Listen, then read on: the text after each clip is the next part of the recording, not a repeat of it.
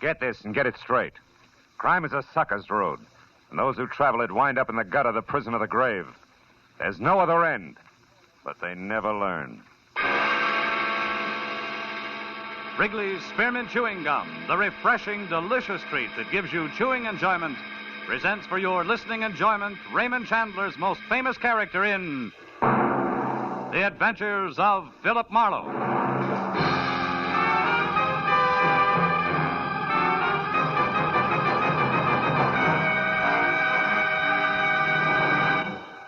To make every day more enjoyable, treat yourself often to refreshing, delicious Wrigley's Spearmint Chewing Gum.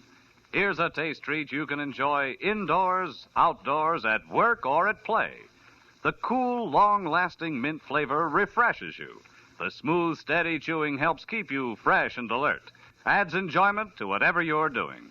Wrigley's Spearmint Chewing Gum. Healthful, refreshing, delicious. Now, with Gerald Moore starred as Philip Marlowe, the makers of Wrigley's Spearmint Chewing Gum are glad to bring you tonight's transcribed story, The Last Wish.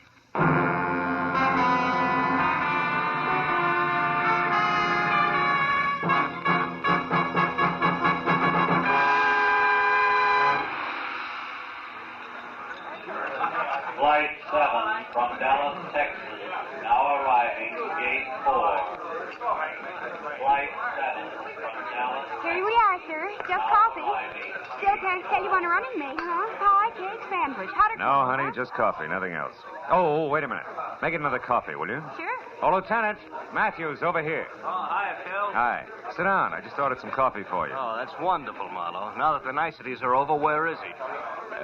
He's around, Matthews. Where around, Marlowe? Look, why all the hocus pocus? When you called, you told me to get over the airport here in a hurry. You said you had him. I do. Also, I've got a story. Well, that can keep till we get to headquarters, Phil. No, it can't keep, Lieutenant. Flight It's... 77 for Listen. New York, now loading at gate 9. It can't keep any longer than that, Lieutenant. I don't follow you, Marlowe. A guy the law wants in a cozy cell in a plane going to New York. Where's the connection? That's the story, Lieutenant. We got 20 minutes before that plane takes off. Here, have your coffee. Anything else, sir? No. All right, Marlowe, let's have it. But make it I snappy. can't make it snappy, Matthews. It's not that kind of a story. Not parts of it, anyway.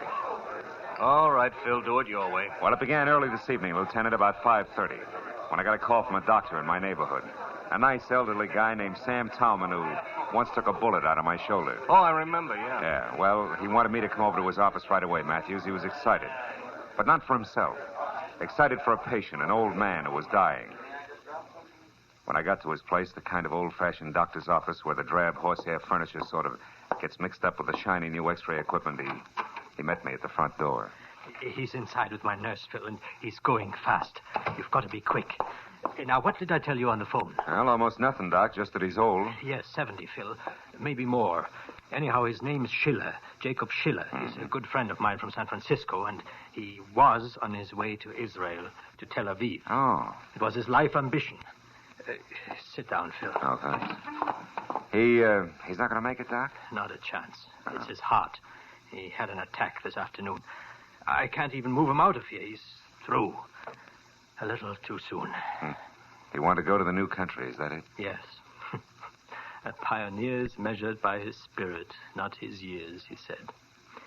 Anyhow, Phil, he came down here to see his son before he caught a plane tonight for New York and the first leg of the trip to Israel.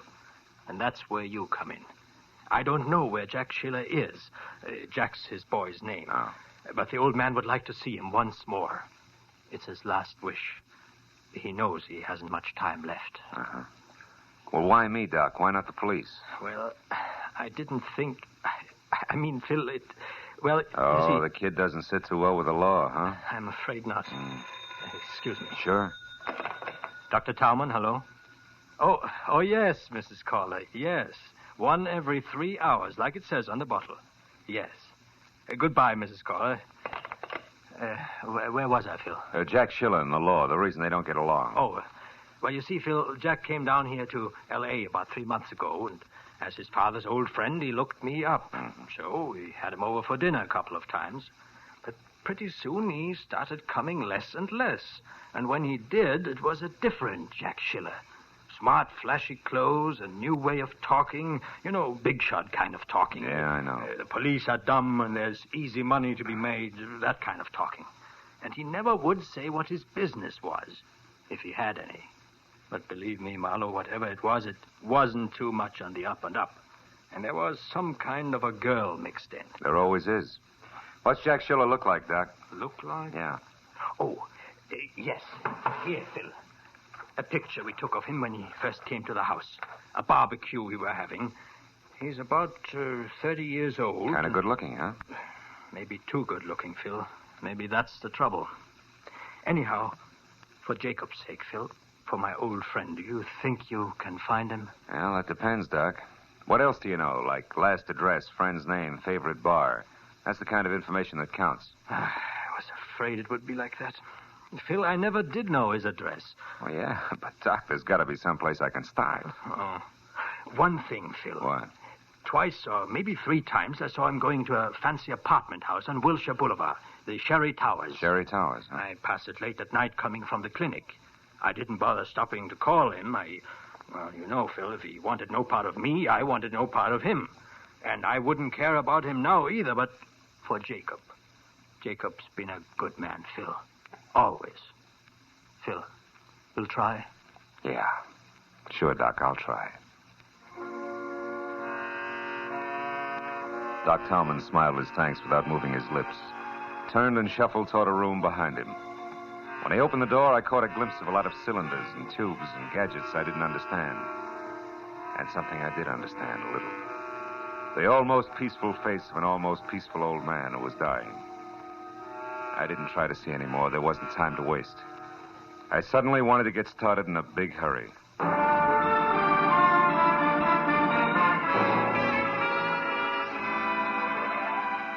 The Sherry Towers on Wilshire was made out of plaster, glass, brick, and acute angles.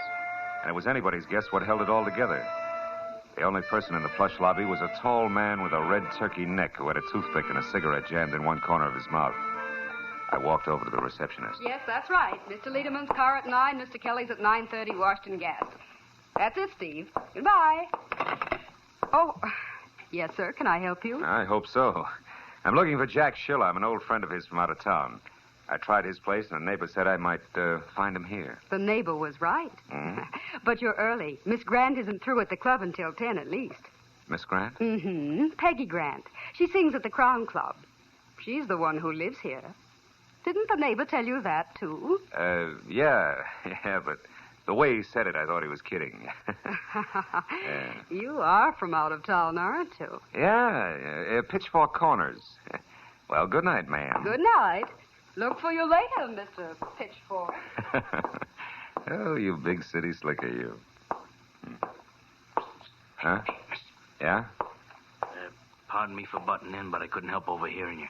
I can tell you something about your friend Jack Schiller. All right, start telling. Well, let's step outside. I'd rather only you heard it. Oh, sure thing.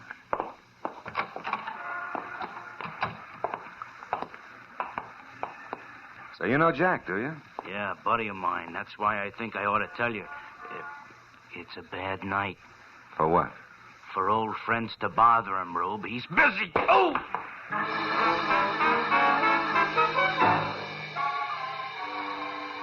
The roll of nickels that turkey neck must have had clenched in his palm. Folded me fast. By the time I climbed back onto a pair of wobbly knees, he was across the street into an alley and gone. But I cheered myself up at the thought that it was better this way. After all, with turkey neck coming out on top, I was only a friend of Schiller's from the sticks, so nobody had to worry about. And that thought helped, all right. Helped everything from the blood that trickled out of my mouth right down to the side. I hoped it would stop by the time I got to the Crown Club. Good evening. A table for one, sir? No, thanks. I think I'll watch from the bar. Yes. Oh, tell me, Captain, does Ross Holland still run this club? Oh, yes, sir. You are a friend of Mr. Holland's? An acquaintance. Oh, well, in that case, sir, I must insist. A table. Oh. Andre, table for one, vite. This way, sir. The chanteurs will be on in a moment, so you cannot see us well from the bar. Uh-huh, thanks. I did want to catch her, number. But this way, sir. Sir, there is something wrong? Hmm? Oh, no, I just changed my mind, Skipper. I think I'll go to the bar after all. It was Jack Schiller, no doubt about it. At a corner booth just beyond the bar and huddled close to a girl who was almost dressed in something strapless and spangled and who matched the display poster I'd just seen in the lobby labeled Peggy Grant. I ordered a drink at the bar and then walked it over to a celebrity picture gallery on the wall near them and listened to Schiller, all Now, smiles, darling, raise to the the drink to unhappy toast. end of Mr. George Mancini's squeeze play. And to your letters, back safe and sound in the lily white hands that wrote them. Hey, sweet, you're supposed to drink a toast, not stare it down. Baby, what is it? But, Jack, I'm worried. I do want everything to go right. Why, if you don't go get those letters from Mancini, everything I worked so hard I for couldn't will be catch it lost. all. Everything. But it was easy to fit together. Peggy Grant, who was now going up fast as a vocalist, had once been in love with and under the personal management of George Mancini. A preserved in alcohol combination agent producer was now going down even faster. And although she had never had a contract with Mancini beyond an oral agreement, her old love letters had included enough business for Mancini to drag them into court where they could stand up in lieu of a written contract and thus net Brother Mancini the customary 10% of Peggy's earnings. And to say so about future engagements that neither of them wanted. I haven't spent all this time cultivating Mr. Mancini at his lair on top of Sweetser Drive for fun, you know. Believe me, doll, we're in. Honest. All right, Jack, if you say so, darling, but will you know the letters I know, love letters. Forget it, Angel. I won't even open them. They belong to a long time ago, and I'm not interested. Now, you go on out there and sing for your supper. I knew that once Schiller left the club, he was going to be busy. So as they started to tear themselves away from each other, I figured it was the right time for me to step in. What I didn't figure on was Ross Holland, the king of the Crown Club, standing at my elbow. Hello, Marlowe. Pretty picture, isn't it? Yeah, if you like ingenues with bags under their eyes. I wasn't talking about the one on the wall, Detective. I meant Peggy. You were staring, remember? I do. Your move, Holland. Now, take the chip off your shoulder, Phil. I don't mind if you stare. She gets paid for it. But you pay her. Sure. But also I pay the waiters, the doorman, and so on. That was all you were doing, wasn't it? I mean, staring, window shopping. I'd hate to think you were here on business. Oh, sensitive, aren't you? You know, Marlowe, I've piled up a lot of enemies raking in the blue chips. That figures. What are you getting at, Holland? A job I think you might fit. Oh? Let's try the office, if you can spare the time. Can you? Phil? Sure. I've got nothing but time. Ross. Let's go. As I trailed Holland out of the bar as far as an unmarked heavy oak door, I caught a glimpse of Jack Schiller picking up his hat and coat at the entrance. Operation Mancini was underway. I never get these keys straight, Marlowe. Round key on top, square one on the bottom. You'd think I'd remember that, huh? Yeah, the switch to a revolving door. Oh, well, I like my privacy. So do my boys. Now, go on in. Make yourself comfortable. I'll get a couple of drinks going. As I moved into the vault Holland called home, one thought alone stood out in my mind. Every second that mine host wasted was a second that old Jacob Schiller couldn't afford to lose. But finally, when I was just about ready to skip playing it close and take off, Holland came to the point. His proposition that I go to work for his enemies, play spy, and get paid for both parties. That I needed like a weekend in a leaky submarine. Well, that's it, Marlowe. Yes or no? Yes and no, Ross. I'd like to sleep on it. Fair enough? Fair enough. Good night, Phil. Get to bed early, huh? It was all the cue I needed. I bum-joked my way out of his office, hurried through the club to the street, then ran for my car and pointed it for the top of Sweetser Drive in the Hollywood Hills. And the Schiller-George Mancini rendezvous I couldn't afford to miss.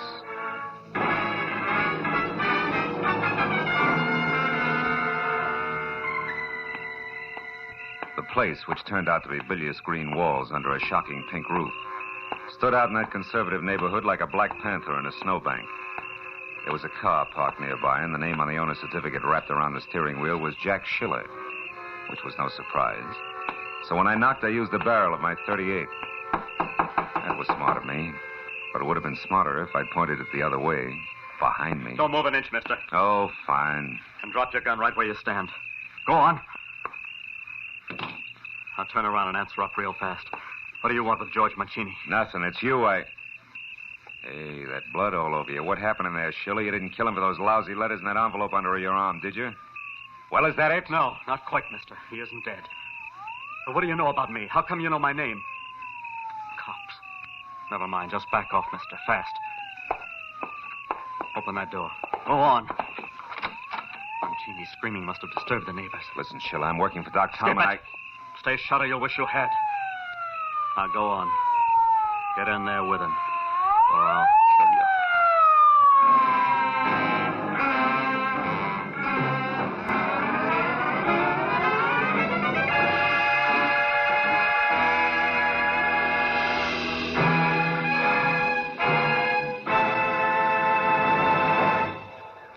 To make every day more enjoyable, treat yourself often to refreshing, delicious Wrigley's Spearmint Chewing Gum.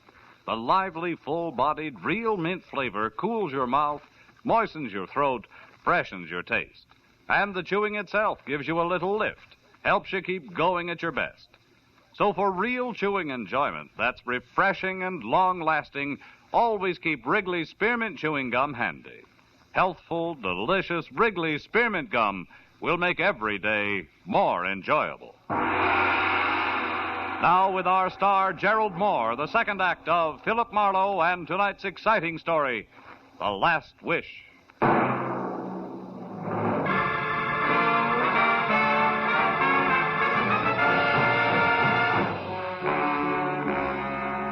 It only took one look at the unconscious pulp on the floor inside to tell me that George Mancini had tried hard to hang on to the letters. Almost too hard. I rolled him over. He was as limp as a slice of raw bacon, but still alive. I just got his shirt collar loosened up when the door behind me opened again. Easy, bud. Now, Marlowe. Hello, Matthews. A little early for a lieutenant from homicide. How come they sent you? They didn't. Becker and I were driving by when the call came out over the radio. Oh. One of the neighbors out here heard something and phoned in. Who is he, Marlowe? A guy named George Mancini. Uh-huh. Becker, see what you can do for him. Okay, Lieutenant. Oh, looks like he soaked up a lot of punishment. He did, but not from me, Matthews. Oh, no? What were you, Marlowe? Referee? Who did it? It was over when I got here. And the guy who did it didn't give me much time to talk. He had a gun. All of which still doesn't answer my question. I don't know his name. His occupation is loving a blonde. Is that why you're here, the blonde? Yeah, more or less. She was afraid of Mancini. He had some letters. Letters, huh? Which are long gone now, no doubt. No doubt. What's the blonde's name? Hey, Lieutenant. Hmm? I think we'd better have an ambulance. This guy a long ways out. Okay, take care of it, Becker. Yeah, okay. Well, Marlowe. Now, look, Matthews, nothing's actually happened so far but this beating, and it's probably well-deserved. But the situation's touchy. Girl's worried silly if a name gets mixed up in a thing like this. All right. Now, listen to me. I want the guy who dished up this mess. Either that or the whole story down at headquarters. Now, which? Okay, you'll have him, but just give me a little time alone, and I'll deliver him on a platter. Oh, not I again. promise. 930, top of the hill. Oh, come on. It means a lot to me, Matthews. Okay, Marlowe. Just see this doesn't blow up when you kiss her, and don't get lost, understand? Outside, after I found my gun, I climbed into my car and headed for Peggy Grant's lush apartment house again. When I got there, I parked away from the place and skirted the front entrance. I was sure that by now the pretty face at the switchboard would be well primed for a tip-off. I went along the side of the building toward the service entrance at the back. The glow of a match from the shadows in an alcove stopped me. It was the turkey neck, Jack Schiller's quick-fisted helpmate, lighting a cigarette. I eased my .38 out and moved toward him. When he finally heard me, he turned. Hey. But by then he was looking right down the muzzle of my gun. Easy, now, easy, chum. Still, Soul, it's a bad night for seeing old friends, chum. You got me nailed down, brother. You don't have to take my word for nothing. But listen, whatever your angle is, let it rest. Leave the kid alone for a while. Otherwise, you do for nothing but trouble in large doses. You're kidding. Yeah, you bet I'm always kidding. You got more nerve than brains, Buster. You can't pull that twice. Go fry your ears. You're making a cloud on the skull almost fun. Hey, wait a minute. All that stuff spilled on the walk there, it fell out of your pocket, didn't it? Didn't it? So what? So you don't have to say another word, watchdog. I'm beginning to get the whole thing all by myself. Sure. And what's more, you yellow jerk, I don't like it! The two small items I'd just seen on the walk made swinging the flat side of my gun butt against his head a distinct pleasure. They also made getting in the service door and up the stairs two at a time to Peggy Grant's apartment a definite gratification. Because now I had a Jim Dandy hunch on exactly what to expect. Come on, Princess, open up. Who are you? A cop? Expecting cops, Miss Grant? Not exactly. The milkman doesn't carry a gun, and my friends all use the front door. I'm the informal type. Where's Jack Schiller? Right behind you, mister. Again. This time, lay your gun on the table. Go on. Sure. You're slightly better than the guy downstairs. I got by him with no trouble at all. What's that? What guy? Why, you mean Peggy didn't tell you about the watchdog? What is this? Go ahead, Princess. Tell him about the turkey-neck character with orders to keep everybody away while Jack makes a fool of himself. Darling, get this idiot out of here. This is a trick. Why not also tell him who your real boyfriend is, baby? Why, you lousy... You should have learned a little from what happened to that skunk Mancini. Now go on back to him and tell him if he tries anything else like this, I'll go over him again. Right from the beginning. My. Aren't we spunky tonight? Now, look, Schiller, I want you to listen, and I haven't got all night. There's a guy downstairs who was sent out to see that nobody interfered while you played perfect pigeon. It was you who risked getting plugged when you went in after those letters. The ones you were sucker enough not to read. Now it's you who's in a big jam with the police. And what's more, I found out that guy is one of Ross Harlan's boys. Oh, you liar, get out of here. Oh, Jack, make him go away, please. Wait a minute. What's Ross Harlan got to do with this? Nothing. Hal. Lay 10-1 those letters were written by Harlan, not Dreamboat here. And that they set him up for a squeeze and have nothing whatever to do with their dubious career as a singer. If you got any sense, Schiller, read one. Jack, you gave me your word. Oh, don't be a child, darling. Can't you see what he's trying to do to us? Just take one look at one signature, Jackson. If I'm wrong, you can split my other lip. No, Jack, don't. Get the letters, Peggy. At least I'm going to know who wrote them. All right. If that's the way you want it, Jack, that's the way it'll be. Jack, right on. Don't move, either one of you. Drop it, Jack. I mean it. Peggy, what are you doing? Drop that gun. Well, mister, you sure wrecked a lovely setup. Why, I don't know. But it won't do you any good. I'm leaving, and I'm taking these letters with me. And it's true what he said. Of course it's true, all of it. These letters were written by Ross Harlan back when Mancini was his partner, and they're loaded. With them, Mancini could cut himself in for half of every cent Ross had. And Ross couldn't trust anyone but me to get them back for him. Stay where you are. Don't feel too bad, Jackie boy. You have to live to learn. Maybe you won't be a dope all your life. Peggy, let her go. Oh, shut up. You were right, so you made your point. Now, whatever your reason was, get it out of here and leave me alone. No. I haven't been monkeying in your corny affairs just for laughs, Sonny. I was hired to find you by Doc Tolman. Doc Tolman? Oh, that nosy old goat. Why? Your father's in town. He's had a heart attack, a bad one. My father? Yeah. He wants to see you. I told Doc Tolman I'd bring you back, and that's what I'm going to do regardless. Now get going.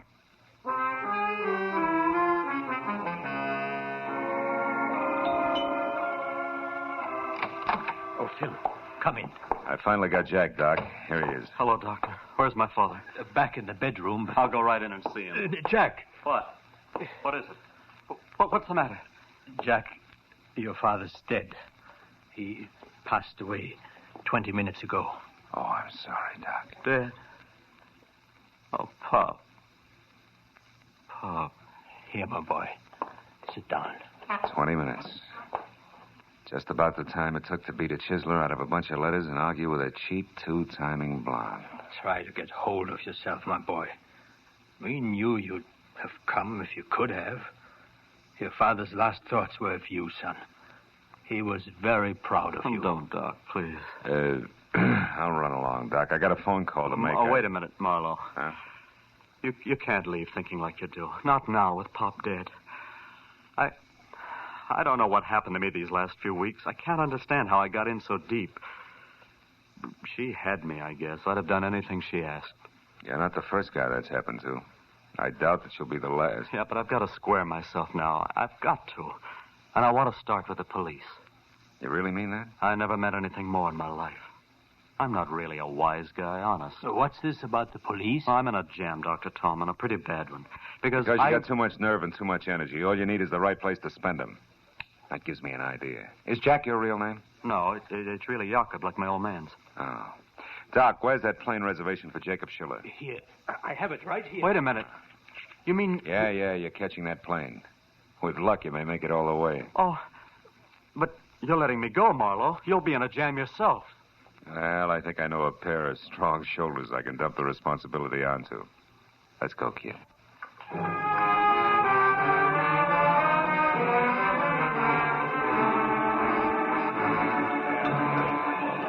Flight 17 to New York, now loading at Gate 5. Flight 17. Well, that's the story to hear, Matthews. Now loading at Gate 5. Just whose shoulders did you have in mind in that responsibility business? You're wearing him, you lug. Yeah. Oh, give me that napkin, will you? Yeah, here. Hey, just tell me something else to make it all nice and tight.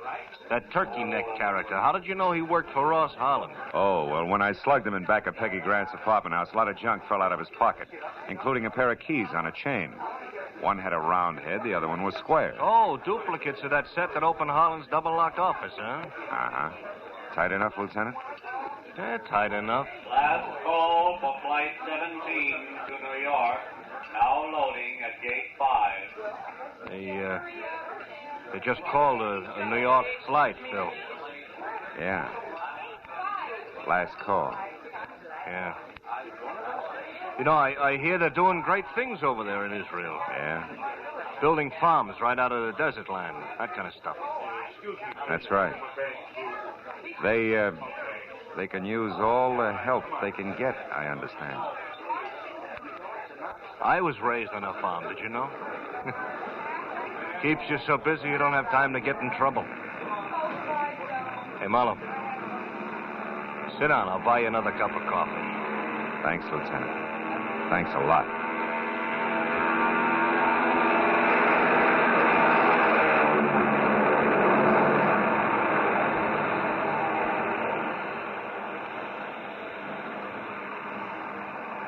We watched the plane take off, swing in heavy, thundering grace, and head east. I guess we were both thinking the same thing. Two Jacob Schillers were on their way to the fulfillment of a promise. The old and the new promised land.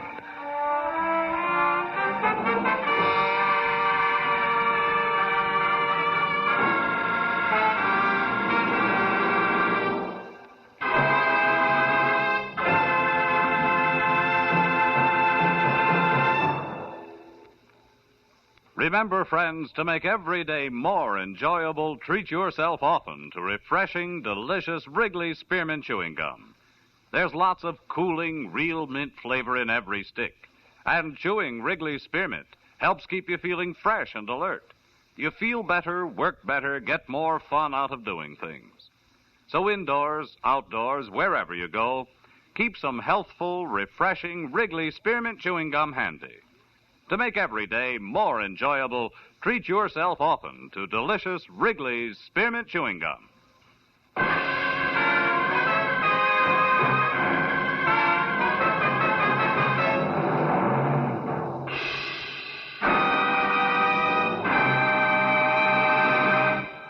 The Adventures of Philip Marlowe, presented by Wrigley's Spearmint Gum, bring you Raymond Chandler's most famous character and star, Gerald Moore. Philip Marlowe is produced and directed by Norman MacDonald and written for radio by Robert Mitchell and Gene Levitt. Featured in the transcribed cast were Jack Edwards, June Foray, Larry Dobkin, Harold Deerenforth, Jack Crucian, Lynn Allen, and Stan Waxman. The special music is composed and conducted by Richard Arant. The makers of Wrigley's Spearmint Chewing Gum hope you've enjoyed tonight's adventure of Philip Marlowe and that you're enjoying Wrigley's Spearmint Gum every day.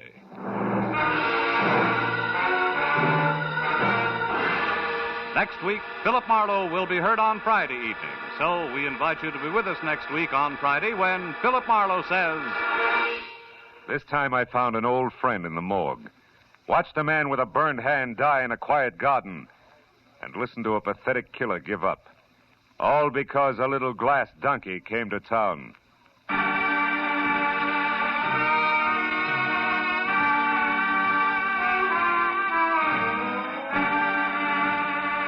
This is Bob Stevenson speaking, and this is CBS, the Columbia Broadcasting System.